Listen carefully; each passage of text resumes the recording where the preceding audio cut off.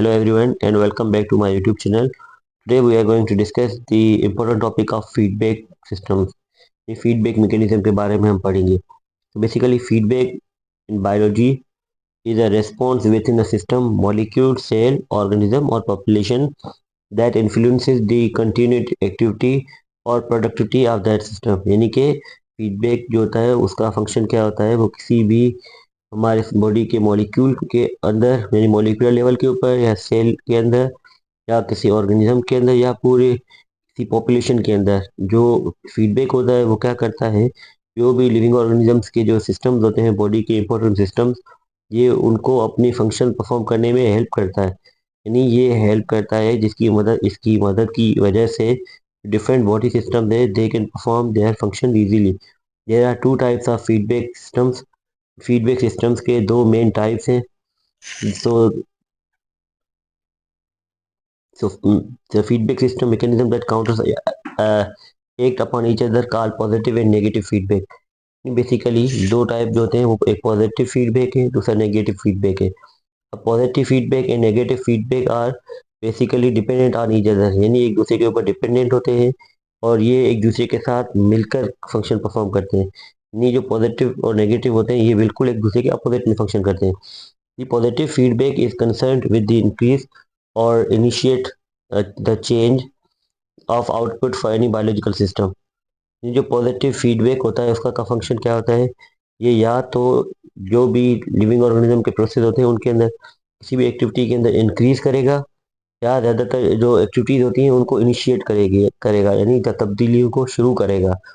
अब यानी कि ये बेसिकली पॉजिटिव फीडबैक क्या करता है, जब हमारी बॉडी के अंदर किसी भी फंक्शन के अंदर कोई डिक्रीज आ जाता है या कमी हो जाती है तो पॉजिटिव फीडबैक एक तो इंक्रीज का फंक्शन परफॉर्म करता है।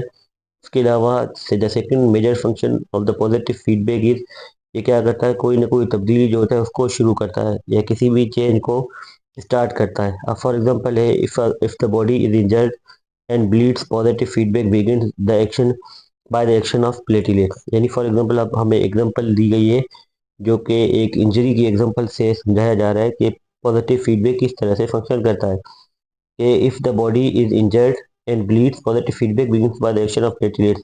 यानी कोई भी बॉडी अगर जख्मी हो जाती है तो उसके अंदर और खून से खून निकलना शुरू हो जाता है, तो पॉजिटिव फीडबैक कैसे अपना फंक्शन परफॉर्म करेगा। पॉजिटिव फीडबैक जो होता है वो प्लेटलेट्स, सबसे पहले प्लेटलेट्स से ही उसके फंक्शनिंग की परफॉर्म या फंक्शनिंग की शुरुआत होगी। What are platelets? प्लेटलेट्स आपको पता है they are basically debris of cells जो कि किसी भी इंजरी के टाइम के ऊपर क्या करते हैं, क्लॉट बनाने में हेल्प करते हैं या जो ब्लीडिंग होती है उसको स्टॉप करने में हेल्प करते हैं। Platelets reach at the site of injury through circulating blood, recognize the damaged area and begin to stick together to stop the loss of blood and patch up the tear in the wall. अब क्या करेंगे, जो platelets होंगे ये उस जगह के ऊपर पहुंच जाएंगे जहाँ पे कोई इंजरी होती है।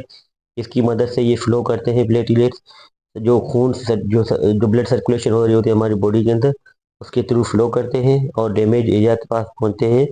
फिर क्या करते हैं, जो भी ब्लड वगैरह जहाँ से लॉस हो रहा होगा वहाँ पे ज़्यादा तादाद के अंदर जमा करने की और पैचअप करने की, यानी उसको जोड़ने की कोशिश करेंगे। यानी कि जो ब्लड वेसल या ब्लड या किसी और पार्ट के अंदर अगर कोई इंजरी होगी तो उस इंजरी को या जख्म को भरने की कोशिश करते हैं। Eventually blood clot is formed, उसके बाद क्या हो जाता है, ब्लड क्लॉट बन जाता है। ब्लड क्लॉट बनने के बाद जो ब्लड लॉस है वो कम हो जाता है। तो नाउ वी हैव स्टडीड कि किस तरह से जो एक ब्लड की इंजरी वगैरह हो जाती है किसी ब्लड वेसल के अंदर तो प्लेटलेट फंक्शन करते हैं और पॉजिटिव फीडबैक फंक्शन परफॉर्म करता है। तो next, positive feedback does not maintain a stable homeostatic condition, rather it intensifies the change that is happening to the body. यानी कि जो पॉजिटिव फीडबैक होता है ये किसी भी सिस्टम को स्टेबल बनाने की कोशिश नहीं करता, स्टेबिलिटी या मेंटेनेंस का फंक्शन नहीं करता। और जो बेसिकली ये एक फंक्शन क्या करता है, कोई भी तब्दीली अगर बॉडी के अंदर हो रही होगी तो उसको और ज़्यादा इंटेंसिफाई या उसको और ज़्यादा मतलब कोई करने की कोशिश करेगा ताकि जो भी यानी कि कोई इशू वगैरह हो रहा तो वो जल्दी से सोल्व हो सके। हमने अभी जो एग्जांपल पढ़ी है उस एग्जांपल के बारे में है कि अभी with example of injury of blood vessel, अब किस तरह से पॉजिटिव फीडबैक अपना फंक्शन परफॉर्म करता है।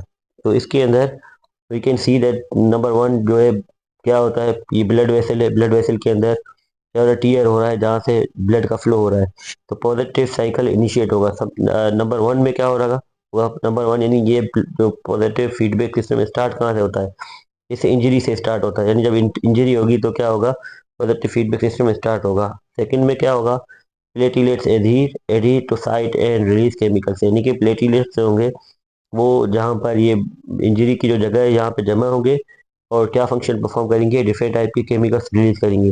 ये केमिकल्स क्या करेंगे, जो मुख्तलिफ किस्मों के जो यहाँ पर सेल्स होंगे, जो ऐसे सेल्स जो प्लेटिलेट यानी कि ये जो है बेसिकली प्लेटिलेट्स को अट्रैक्ट करेंगे, तो प्लेटिलेट्स को अट्रैक्ट करने के बाद प्लेटिलेट्स इस जगह के ऊपर साइट ऑफ इंजरी जमा हो जाएंगे, और जमा होने के बाद क्या हो जाएगा, ये जो इंजरी होगी ये वापस जो होगा ये सही से मतलब जो होगी वो मेंटेन हो जाएगी, ये ब्लड वेसल जो होगी वो सही हो जाएगी। सो बेसिकली ये जो है इस तरीके से पॉजिटिव फीडबैक जो होता है वो फंक्शन परफॉर्म करता है।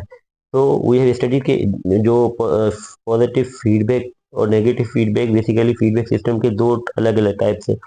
पॉजिटिव फीडबैक क्या फंक्शन करता है, किसी भी केमिकल चेन को या तो इनिशिएट करेगा या इंटेंसिफाई करेगा।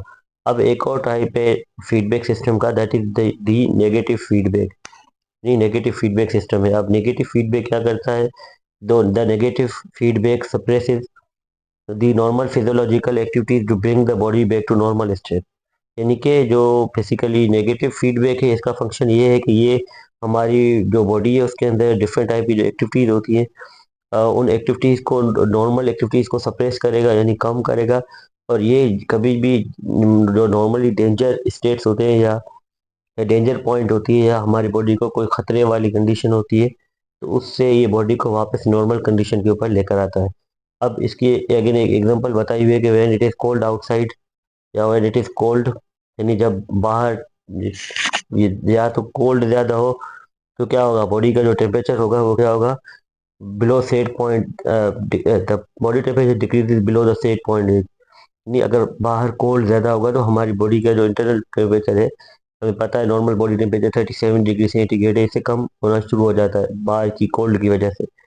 सो से अब पहले तो डिफाइन किया गया सेट पॉइंट रेंज है क्या, set point range is a physiological value around which the normal range fluctuates. यानी कि ये सेट पॉइंट यानी कि एक ऐसी फिजियोलॉजिकल वैल्यू होती है जिसके अराउंड जो होती है हमारे जो नॉर्मल रेंजेस होती है, यानी कि जो normal ranges of any temperature, blood pressure और एनी बाकी जो भी हमारे बॉडी के अंदर डिफरेंट सिस्टम्स होते हैं वो इसके अराउंड घूमते फिरते हैं, यानी वो इसी के अराउंड फंक्शन करते हैं।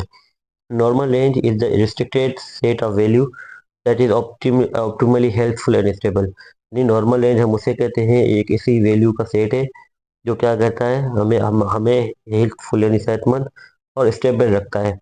Negative feedback loop will cause the body to shiver producing heat. यानी कि अगर हमने पढ़ा था कोल्ड कंडीशन के अंदर नेगेटिव फीडबैक क्या करेगा, अ, हमारी बॉडी के अंदर it will cause the body to shiver producing heat, यानी कि ये हमारी बॉडी के अंदर शिवरिंग प्रोड्यूस करवाएगा, और जब हम शिवर करेंगे तो क्या होगा, हमारी बॉडी के अंदर एक्स्ट्रा हीट बनना शुरू होगी। Ultimately body temperature will return with in the set point, और कुछ ही टाइम के बाद जो हमारी बॉडी का टेम्परेचर होगा वो भी एक सेट पॉइंट के हद तक पहुंच जाएगा या एक नॉर्मल सेट पॉइंट तक पहुंच जाएगा। नाउ फॉर एग्जांपल हमें एक कंडीशन दी हुई है, दो दो एग्जांपल्स दिए हुए हैं नेगेटिव फीडबैक के। उन एग्जांपल्स के अंदर नंबर वन एग्जांपल जो दिया हुआ है वो है इस साइड के ऊपर, ये वाली साइड है हॉटनेस वाला, कि फॉर एग्जांपल जब हमारी बॉडी को के हमारे इन्वायरमेंट के अंदर जो हीट ज़्यादा होती है तो क्या होता है, या वेदर हॉट होता है तो इसको हमारे सेंसर ऑर्गन डिटेक्ट करते हैं। इस हीट को डिटेक्ट करने के बाद ये क्या करेंगे, ये हमारे बॉडी के कंट्रोल सेंटर यानी कि ब्रेन के पास लेकर जाएंगे। अब ब्रेन क्या फंक्शन करेगा, ब्रेन को हमारी बॉडी को ऑर्डर देगा कि वो चेंजेस परफॉर्म की जाए जिनकी मदद से जो बॉडी टेम्परेचर हो वो वापस नॉर्मल रेंज होती है 98.6 डिग्री फ़ारेनहाइट या 37 डिग्री सेंटीग्रेड तक वापस पहुंचाया जा सके। इससे क्या होगा, हमारी जो ब्लड वेसल्स होंगी वो डायलेट हो जाएंगी, यानी कि वो ज़्यादा वाइट हो जाएंगी, और स्वेट ग्लैंड से होते हैं एक, वो क्या करेंगे, ब्लड वेसल्स के डायलेट होने से ब्लड का जो फ्लो है वो भी बढ़ेगा, और जो स्वीट ग्लैंड जो होगी वो ज़्यादा से ज़्यादा स्वेट प्रोड्यूस करेंगे। और जब जो स्वेट होती है उसके साथ साथ हमारी बॉडी हीट भी रिलीज करती है। इस तरह से हॉट कंडीशन के अंदर ये नेगेटिव फीडबैक क्या करेगा, नॉर्मल बॉडी टेम्परेचर को वापस एक रेंज के ऊपर लेकर आएगा। नॉर्मल जो कोल्ड होगी that is detected by our sensor, यानी सेंसरी ऑर्गन्स को डिटेक्ट करते हैं। सेंसरी ऑर्गन डिटेक्ट करने के बाद हमारे क्या करते हैं, कंट्रोल सेंटर को भेजते हैं with the help of different neurons. Control centre जिसके अंदर मेनली ब्रेन आ जाता है।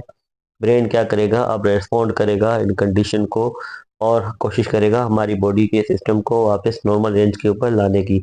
इसके अंदर ब्लड वेसल्स की कॉन्स्ट्रक्शन होगी और बेसिकली स्वीट ग्लैंड्स जो होंगे वो इनएक्टिव हो जाएंगे। इस तरह से हमारी बॉडी के अंदर ज़्यादा से ज़्यादा जो हीट होगी वो क्या होगी, जमा हो जाएगी। इसकी वजह से वापस जो बॉडी का इन्वायरमेंट है वो वापस नॉर्मल रेंज के ऊपर आ जाएगा, या बॉडी का जो टेम्परेचर है that would be in set point वापस 98.6 डिग्री फ़ारेनहाइट के ऊपर आ जाएगा, या 37 डिग्री सेंटीग्रेड के ऊपर आ जाएगा। So in this video we have studied about positive feedback mechanism and negative feedback mechanism with the help of examples. अगर आपको ये वीडियो पसंद आई हो तो kindly like this video and subscribe to my YouTube channel.